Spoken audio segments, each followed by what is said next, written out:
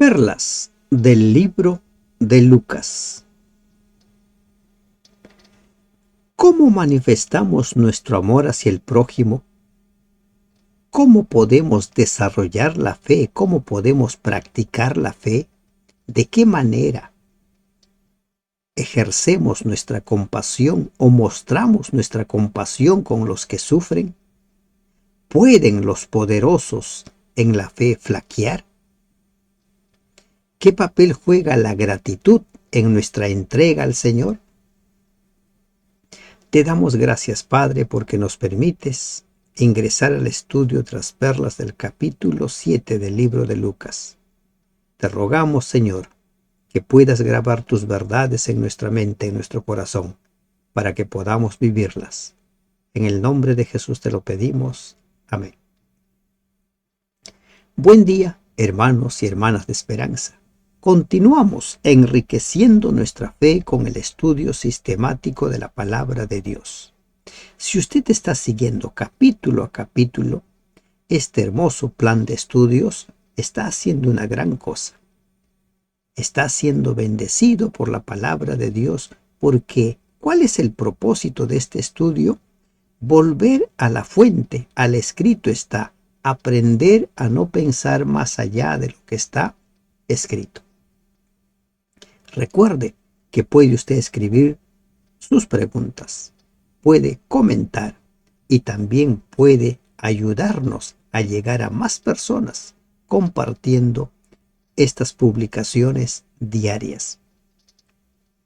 En los primeros 10 versículos del capítulo 7 de Lucas encontramos la historia del centurión, su siervo que está enfermo, la fe de este hombre para con su siervo. ¿Cómo es que nosotros podemos manifestar nuestro amor hacia nuestro prójimo? Generalmente los siervos no eran considerados, no eran tomados en cuenta. Incluso había casos en los cuales se los podía considerar como objetos, no como personas. Después que Jesús termina de hablar, de enseñar al pueblo, ingresa a Capernaum. Allí vivía un centurión y el centurión tenía un problema.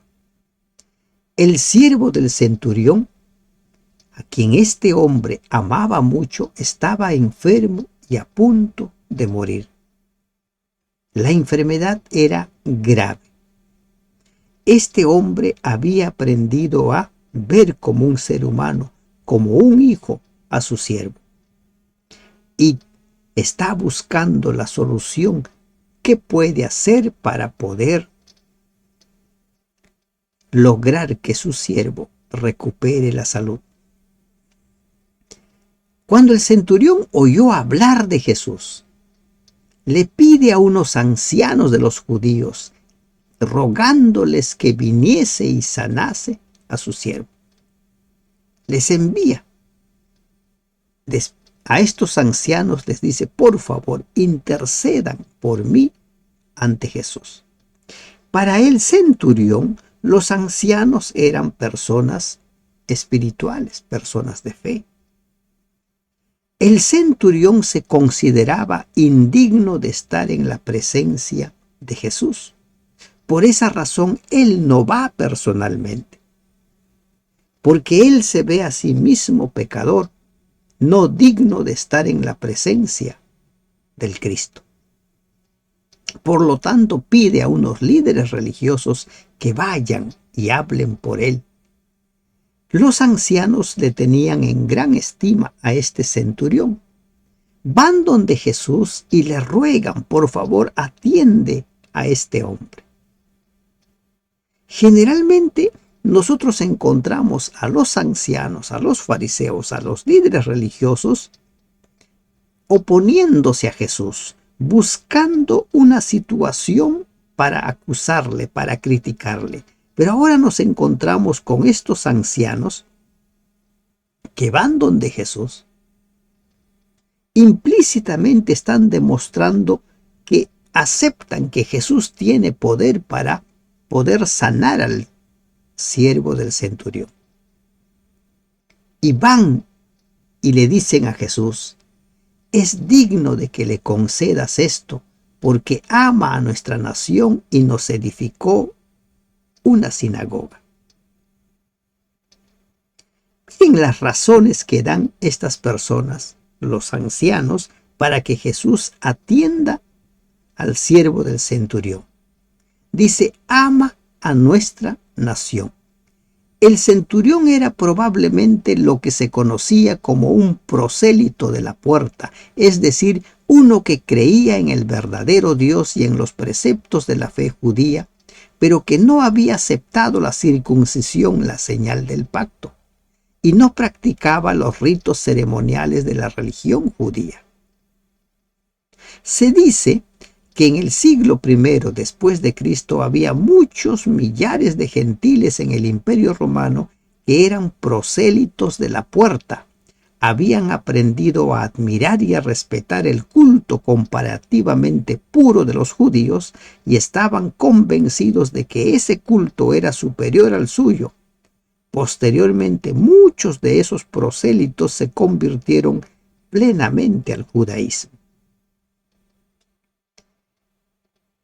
¿Qué le dicen? Este hombre ama a nuestra nación, hace buenas obras para con nosotros y ha edificado una sinagoga.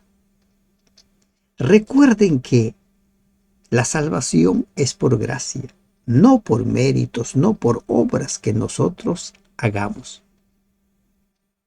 Pero Jesús conoce a las personas y con seguridad, mientras escuchaba a los ancianos, él tenía un conocimiento perfecto del centurión. Jesús fue con ellos, empieza a caminar con ellos, pero cuando ya no estaban lejos de la casa, el centurión envió a él unos amigos. ¿Y cuál es el mensaje? Señor, no te molestes, pues no soy digno de que entres bajo mi techo, por lo que ni aún me tuve por digno de venir a ti, pero di la palabra y mi siervo será sano. Este hombre manifiesta un respeto muy grande hacia Jesús. Se siente indigno y cree que no puede estar en su presencia. Y ahora le manifiesta su fe a Jesús. Tan solo tú tienes que decir: que se sane mi siervo y mi siervo se va a sanar. ¿Y cuál es la razón de esta fe del centurión? El que dice: porque también yo soy hombre bajo autoridad y tengo soldado bajo mis órdenes. Digo a este: ve y va, y al otro: ven y viene, y a mi siervo: haz esto, y lo hace. Cuando yo doy órdenes, me obedecen, sea la orden que yo dé. Y yo sé, le está diciendo el centurión a Jesús, yo sé que tú tienes muchos servidores bajo tus órdenes.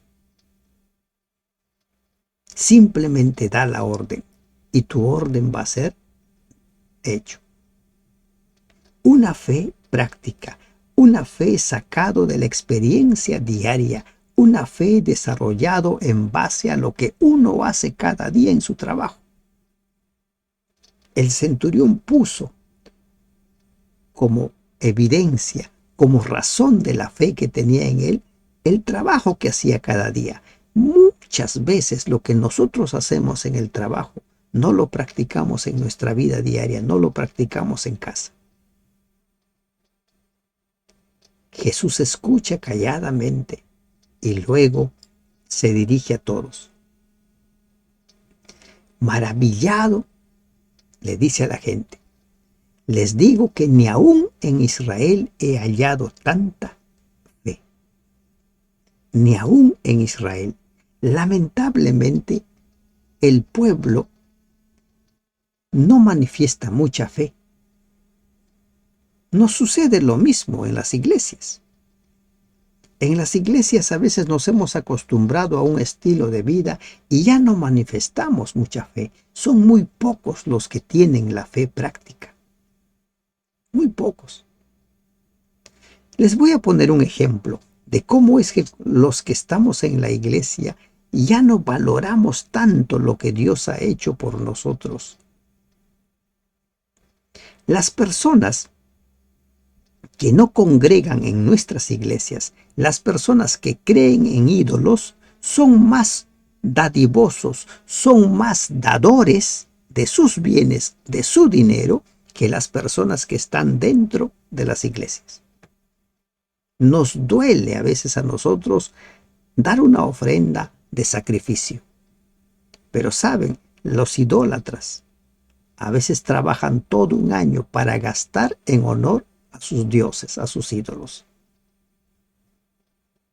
Muchas veces los no creyentes, los gentiles, a quienes nosotros conocemos como pecadores, ejercen mayor fe que nosotros. Y este es un caso de ellos. Este centurión romano manifestó una fe más grande que los propios israelitas. Y Jesús resalta la fe de este hombre. Al regresar a casa, los que habían sido enviados hallaron sano al siervo que había estado enfermo. La fe del centurión hizo posible que este siervo fuera restaurado, recuperara la salud. Una vez más nos encontramos con una verdad. Es la fe de los intercesores, la fe de los que suplican por un tercero, la que permite que el Señor obre en la vida de ellos. Pero esto no implica que Dios actúe en contra de la decisión del libre albedrío de las personas. Con seguridad que este siervo estaba de acuerdo con el pedido del centurión. Una fe práctica. Eso es la fe. ¿Cómo manifestó este centurión su amor por su prójimo? Hizo lo indecible. Buscó a Dios para que lo restaure. Estuvo dispuesto a humillarse, al punto que él reconoce públicamente de que no es digno que Jesús entre bajo su techo porque es un pecador. No sabemos la posterior historia de este hombre, pero que con seguridad, con esa fe que tenía y con la evidencia de la divinidad de Cristo, con seguridad de que este hombre se convirtió en uno de sus discípulos. Aconteció después que iba a la ciudad que se llama Naín, e iban con él muchos de sus discípulos y una gran multitud.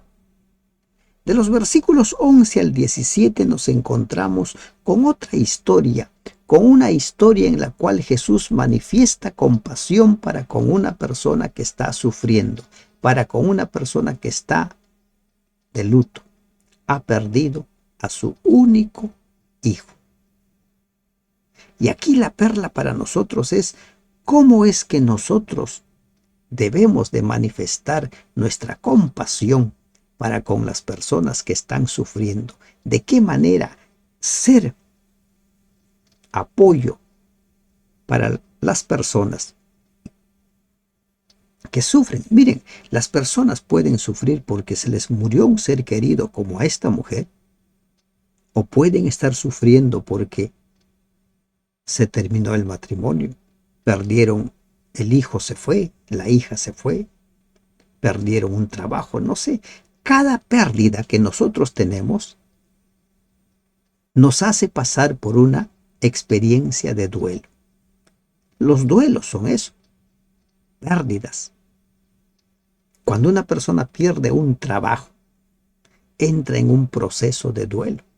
Cuando una persona se separa, se divorcia, entra en un proceso de duelo. No solo la muerte de un ser querido hace que nosotros experimentemos ese proceso de duelo. ¿Cómo tratar a las personas que están sufriendo? ¿Cómo acercarnos a ellos? La mujer iba muy dolida, estaba sufriendo, estaban llevando a su hijo, a su único hijo, que había fallecido para ser enterrado. Y una multitud le seguía, por lo visto que esta mujer era muy querida. A veces nosotros vemos personas que son enterradas con muy pocos familiares, con muy pocos amigos. Este hombre debe haber sido muy admirado o la mujer muy considerada en la sociedad. Una gran multitud seguía. Cuando Jesús llega cerca de la puerta de la ciudad, he aquí llevaban a enterrar a un difunto hijo único de su madre, la cual era viuda, y había con ella mucha gente de la ciudad. ¿Qué sucedía cuando una mujer viuda perdía a su hijo único? Generalmente quedaba en el desamparo. Lamentablemente así funcionaba la sociedad en los tiempos del antiguo Israel. Y esta mujer se sentía completamente desamparada, porque pronto toda esa gente que estaba acompañándole al sepelio, pronto se ocuparían de sus propias necesidades. Pero Jesús ve en esta mujer a alguien a quien hay que ayudar.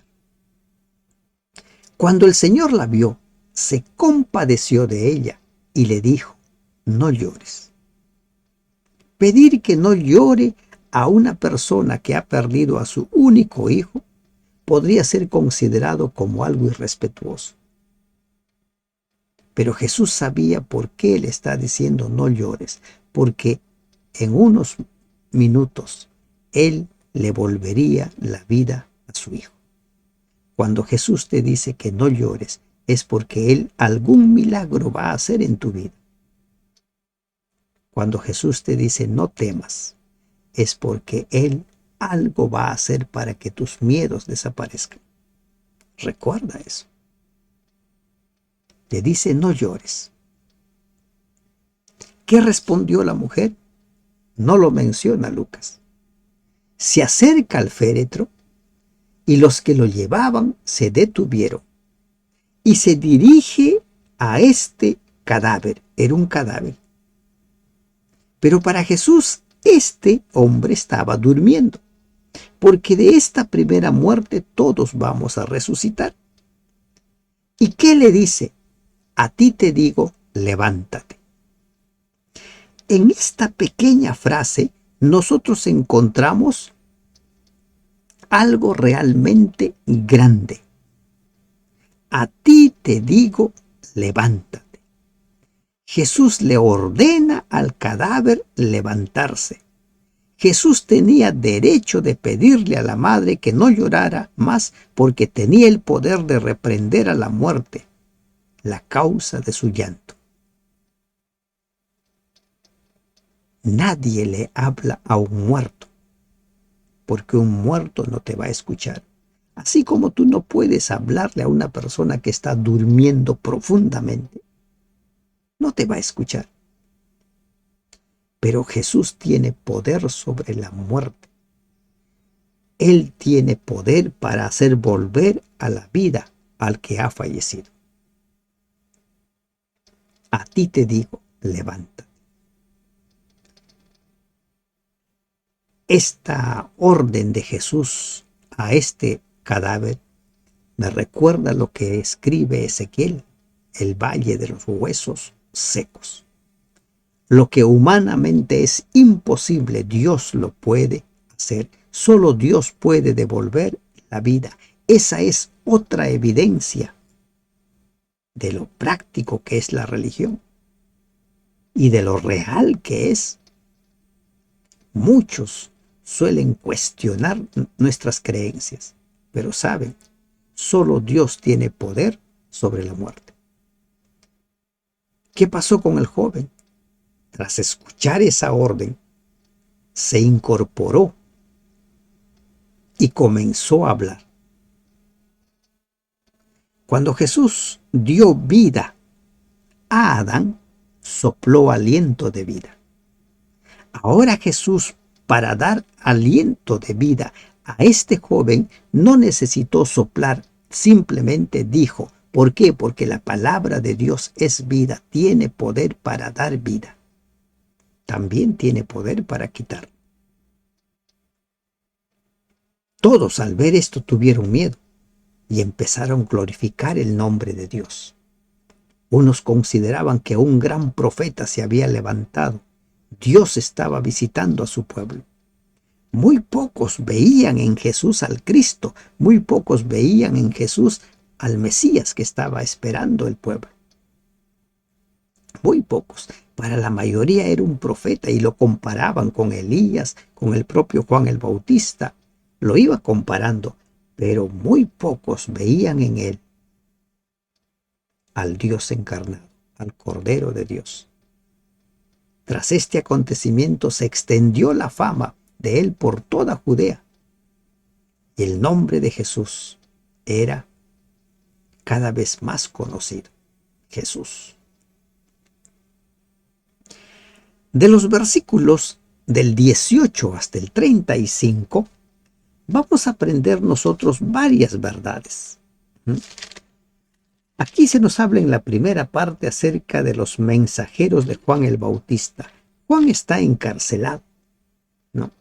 Los discípulos de Juan le dieron las buenas nuevas de estas cosas y llamó Juan a sus discípulos y les manda a preguntar: ¿eres tú el que había de venir o esperaremos a otro? ¿Por qué Juan hace esta pregunta? ¿Eres tú el que había de venir?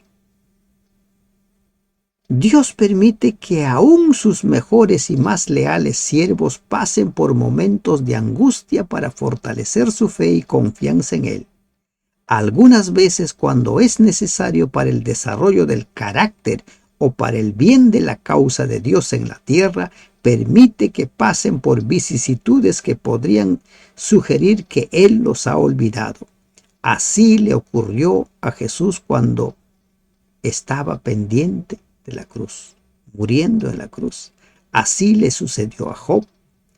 Hasta Elías, el prototipo de Juan el Bautista, tuvo una experiencia similar.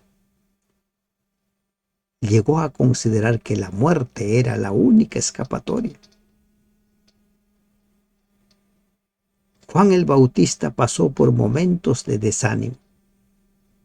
Todas estas experiencias ayudan a entender fácilmente que el episodio de Juan en la cárcel durante un año aproximadamente fue permitido por la misericordiosa providencia de Dios para animar a muchos miles que en siglos posteriores sufrirían el martirio.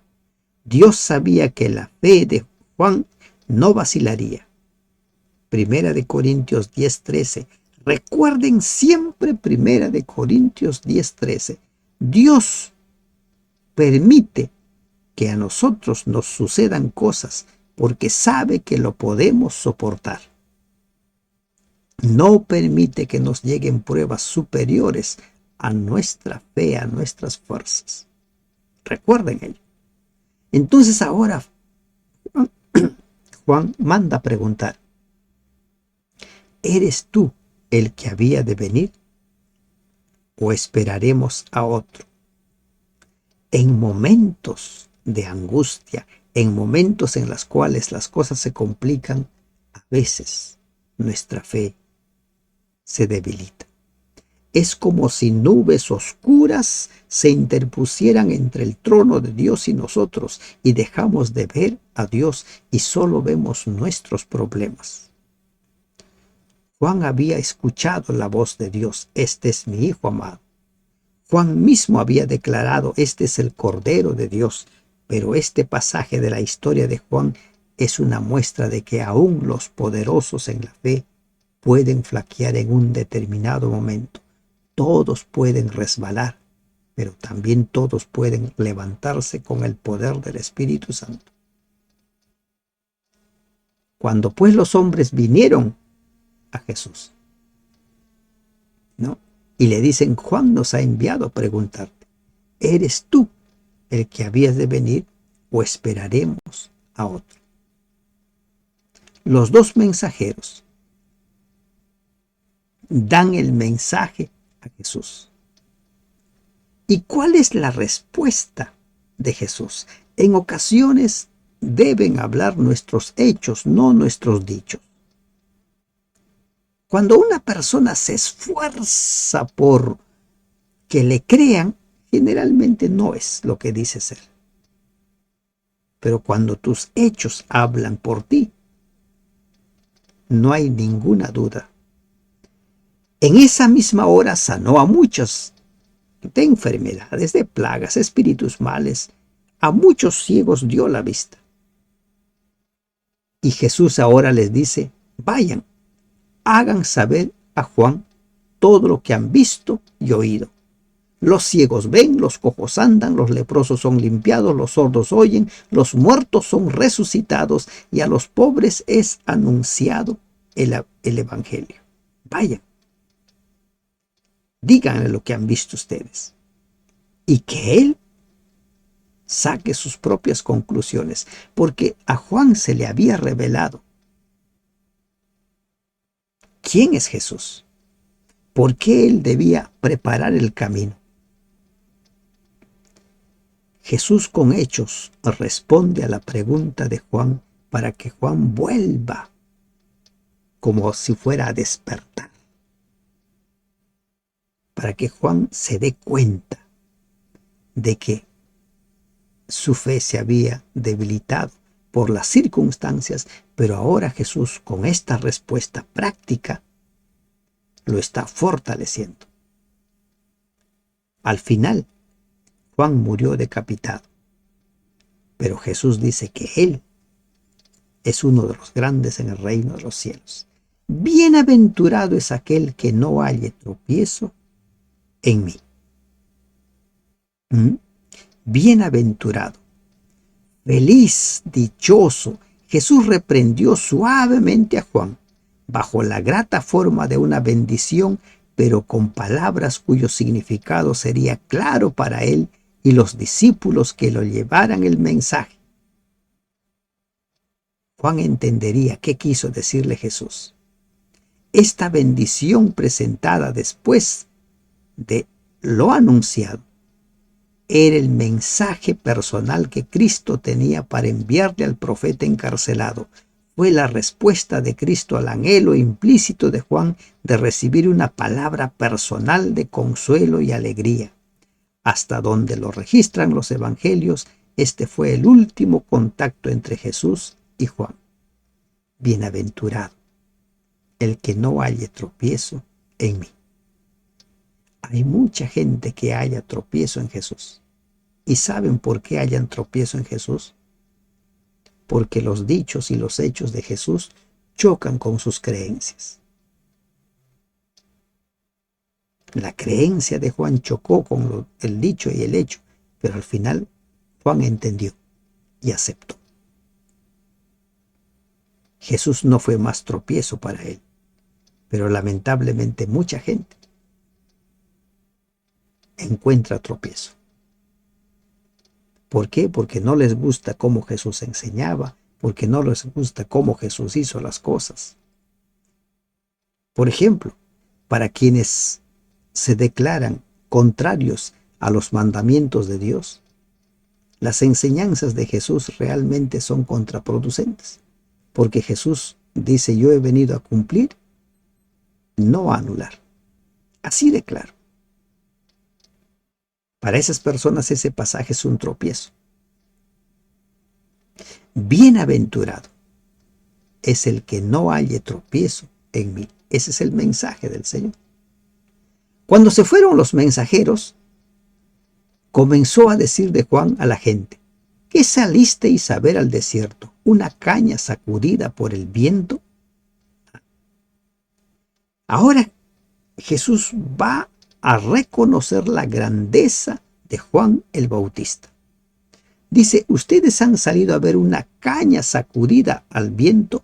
Una caña sacudida era algo endeble, hasta el viento lo podía tumbar.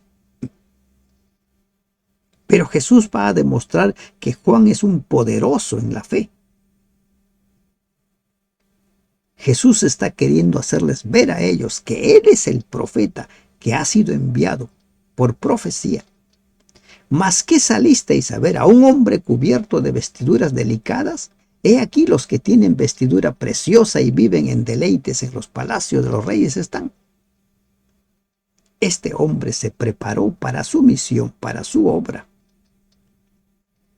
¿Mas qué salisteis a ver a un profeta? Sí, les digo, y este más que un profeta.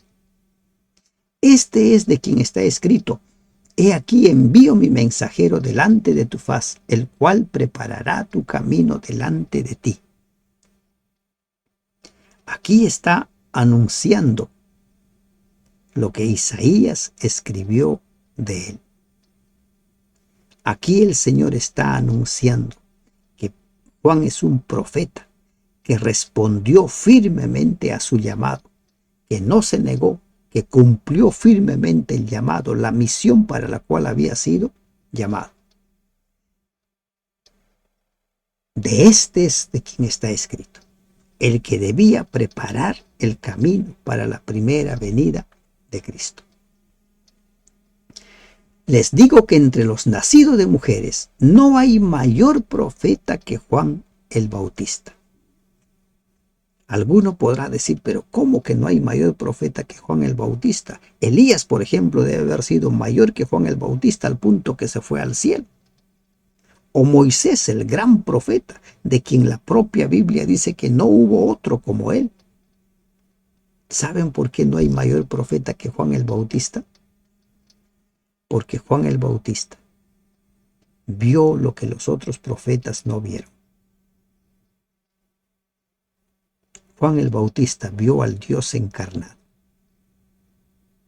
¿Saben por qué la Biblia en Apocalipsis habla de los 144,000 como un grupo privilegiado?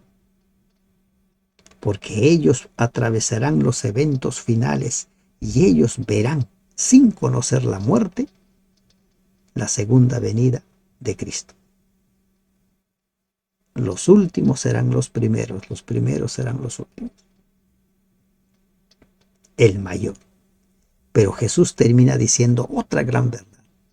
Pero el más pequeño en el reino de Dios es mayor que él. Jesús ha enseñado ampliamente sobre el líder siervo. Nos ha hablado ampliamente acerca de qué es la grandeza, ¿verdad? ¿En qué consiste la grandeza? Y la grandeza consiste en el servicio. Y Juan respondió a su llamado. Dice, Él que es grande aquí en la tierra, porque preparó el camino para mi primera venida, es el más pequeño en el reino de los cielos. Los que están allí, o los pocos que están allí de los redimidos, Enoc, Moisés, Elías, también trascendieron por lo que hicieron, por su espíritu de servicio. Y todo el pueblo y los publicanos, cuando lo oyeron, justificaron a Dios bautizándose con el bautismo de Juan. Mas los fariseos y los intérpretes de la ley desecharon los designios de Dios respecto de sí mismos, no siendo bautizados por Juan. ¿Qué está diciendo aquí? Miren, Jesús está continuando con el discurso. Algunos suelen decir, bueno, aquí Lucas tomó un comentario adicional y no son las palabras de Jesús. Eso no es tan cierto. Aquí la gente está aceptando el mensaje de Jesús, la grandeza de Juan. Están aceptando que Juan dice la verdad, que Juan es un mensajero de Dios, que Juan predicó el evangelio del arrepentimiento, arrepiéntanse. Y ellos empezaron a bautizarse. Tomaron el bautismo de Juan. ¿Qué es el bautismo de Juan? El bautismo de Juan es el bautismo de la inmersión, ser sepultados y levantarse a una nueva vida. Ese es el bautismo de Juan. Algunos dicen, bueno, y el bautismo de Juan no tenía el bautismo del Espíritu Santo. ¿Creen ustedes que el bautismo de Juan no contaba con la aprobación del Espíritu Santo? ¿Alguno cree? ¿Verdad que no? Pero ¿qué dice? Los fariseos y los intérpretes no quisieron creer. Cada uno decide si cree o no cree. Hay tantas evidencias, tanto para creer, pero también hay muchas evidencias para no creer. En la propia Biblia usted puede encontrar motivos para no creer, pero también va a encontrar grandes motivos para creer. Y los publicanos, estos o los fariseos, los intérpretes de la ley, no quisieron creer, mientras que publicanos y pecadores, gente del pueblo, aceptó a Juan como el mensajero de Dios, como el que decía la verdad. Y ahora Jesús, dirigiéndose a estos que rechazan el mensaje, les dice: ¿a qué pues compararé a los hombres de esta generación y a qué son semejantes?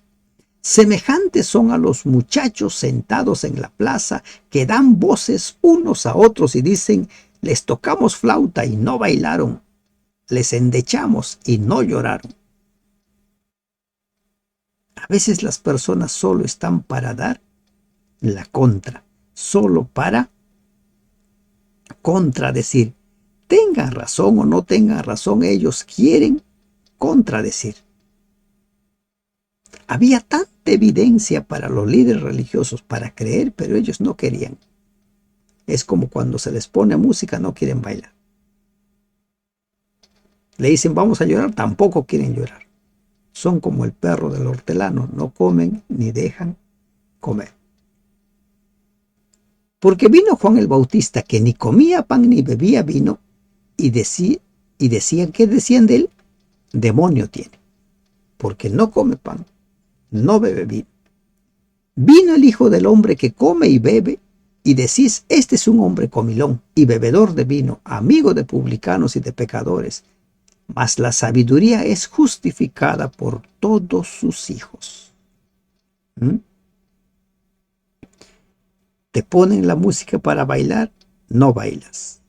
Te invitan a llorar, no lloras. Qué fatal es cuando las personas están simplemente para oponerse, sea cual sea la razón, la verdad o el tema que se esté tratando, el plan que se esté desarrollando, simplemente están para oponerse. Qué fatal, ¿verdad? Es triste. A Juan no lo aceptaron porque no comía ni bebía vino. A Jesús no lo aceptaron porque comía y bebía vino. Y alguno puede decir, bueno, aquí está vino, aquí está el vino. Un ejemplo para quienes están pensando de que Jesús bebía el vino de lo que nosotros conocemos. Cuando establece el servicio de comunión, Él dice que ese pan sin levadura, la levadura es símbolo de fermentación, de contaminación, de pecado, es símbolo de mi cuerpo. Y después dice que el jugo de la vid es símbolo de su sangre. Y Hebreos dice que Jesús no cometió pecado, tentado en todo, pero sin pecado. Proverbios dice que el que bebe comete pecado. La palabra vino, así como la palabra ley, se utiliza indistintamente en los evangelios. Pero cuando un pasaje, recuerden, se torna un tanto difícil de entender, vayamos a otro que sí es claro. Mas la sabiduría es justificada por todos sus hijos. El que quiere creer va a creer. El que quiere aceptar a Dios lo va a aceptar, porque Dios ha dado evidencias más que suficientes sobre el amor que tiene para con nosotros y sobre su deseo, sobre el plan que tiene para con cada uno de nosotros. ¿Se dan cuenta? Los versículos 36 hasta el final nos habla de un hecho que los demás evangelios lo ubican al final del ministerio de Jesús. Uno de los fariseos rogó a Jesús que comiese con él y habiendo entrado en casa del fariseo se sentó a la mesa. La versión en lenguaje sencillo dice el fariseo Simón, a quien Lucas o Marcos llama como el leproso. Simón el leproso. Allí en esa casa va a suceder un acontecimiento que a nosotros nos regala preciosas perlas. Es invitado a casa de este hombre que había sido leproso y que había sido sanado por Jesús. Entonces una mujer de la ciudad que era pecadora, Lucas nos dice que esta mujer era pecadora. En los demás evangelios no se la llama como pecadora, ¿no? Al saber que Jesús estaba en la mesa en casa del fariseo, trajo un frasco de alabastro con perfume. Alabastro. Mateo, Marcos, Juan utilizan el mismo término. Y estando detrás de él, a sus pies, llorando comenzó a regar con lágrimas sus pies y los enjugaba con sus cabellos y besaba sus pies y los ungía con el perfume. Juan 12:3 dice que esta mujer era María, la hermana de Marta y de Lázaro.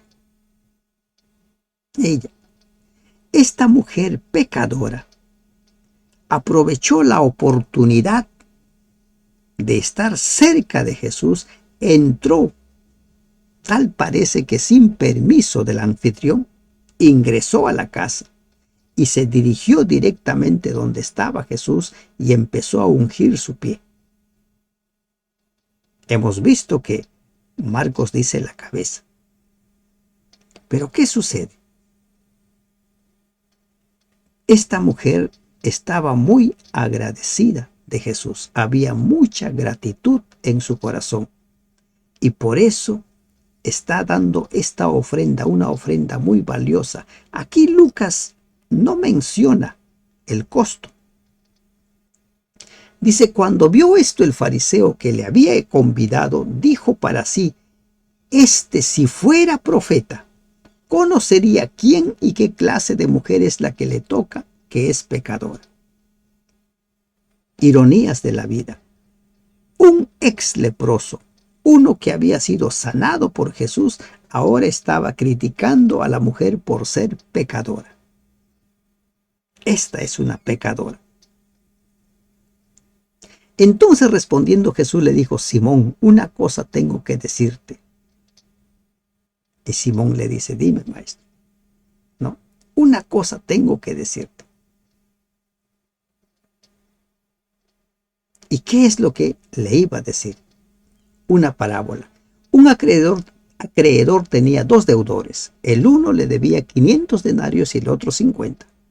Y no teniendo ellos con qué pagar, perdonó a ambos. Di pues, ¿cuál de ellos le amará más?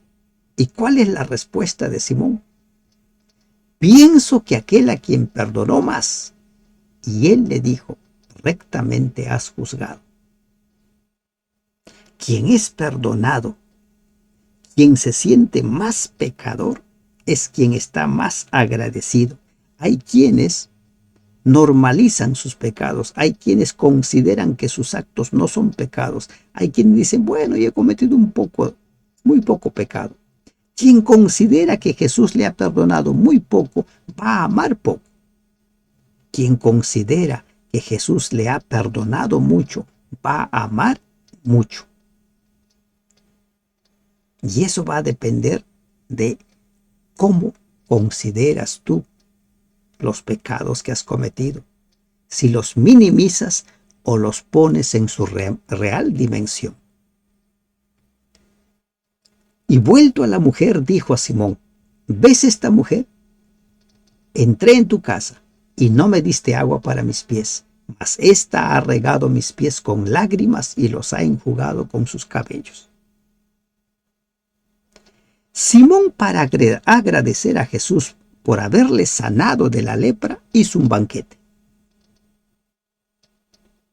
Esta mujer, María, como lo identifica Juan, para llegar a Jesús, para obtener el perdón de él, le entregó lo más valioso. Se humilló completamente y empezó a besar sus pies.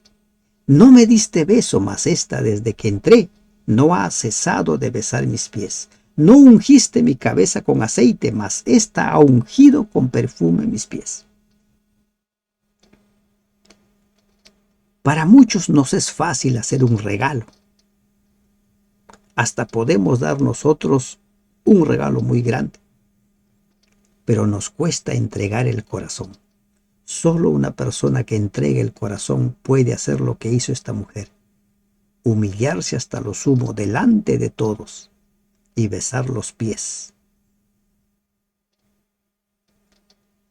A la gran mayoría nos gusta participar de programas, pero no nos gusta entregarnos al Señor. Simón hizo un gran programa, un banquete, posiblemente la mejor comida. Pero esta mujer le había entregado su corazón y se humilló hasta lo sumo ante Jesús. ¿De qué manera agradeces a Jesús el haberte perdonado, el haber muerto por ti? ¿Haces un gran programa, haces un banquete para agradecerle, o le entregas el corazón y te humillas hasta lo sumo ante él? Por lo cual te digo que sus muchos pecados le son perdonados, porque amó mucho, mas aquel a quien se le perdonó poco, poco ama. Se está dirigiendo a Simón. Simón consideraba que Jesús había hecho poca cosa por él, simplemente sanarle de la lepra. Pero puesta en su verdadera dimensión, la lepra excluía a la gente de la gente, lo excluía de la sociedad. Pero para Simón había sido poca cosa. Pero esta mujer amó mucho. Reconocía sus pecados y los puso en la verdadera dimensión. Y para ella, humillarse ante él era lo que podía hacer. No había más, no tenía más. Y a ella le dijo: tus pecados te son perdonados. Tus pecados te son perdonados. Había mucho por perdonar. Esta mujer se sintió una mujer pecadora, y ahora el Señor le dice: tus pecados te son perdonados. ¿De qué manera manifestó su fe, su entrega esta mujer? Haciendo, yendo a los pies de Jesús. Literalmente esta mujer fue a los pies de Jesús. Siempre nosotros decimos: vamos, pongamos nuestra vida a los pies de Jesús. Pero poner la vida a los pies de Jesús implica humillarnos, reconocer a Jesús como nuestro Señor y Salvador, como esta mujer lo hizo. Derramar nuestra vida ante Él. Y los que estaban juntamente sentados a la mesa comenzaron a decir entre sí: ¿quién es este que también perdona pecados? Hay mucha gente que está cerca a Jesús simplemente para criticar, no para aprender de Él, no para ser impresionado por las verdades. Jesús no toma en cuenta esas palabras y se dirige a la mujer: tu fe te ha salvado, ve en paz. Esa mujer manifestó su gran amor a Jesús poniendo su vida a sus pies. ¿De qué manera agradeces tú al Señor por haberte perdonado, por haberte salvado? Entregar nuestra vida, poner nuestra vida a los pies de Jesús, es humillarnos como se humilló esta mujer. Que Dios te bendiga. Amén.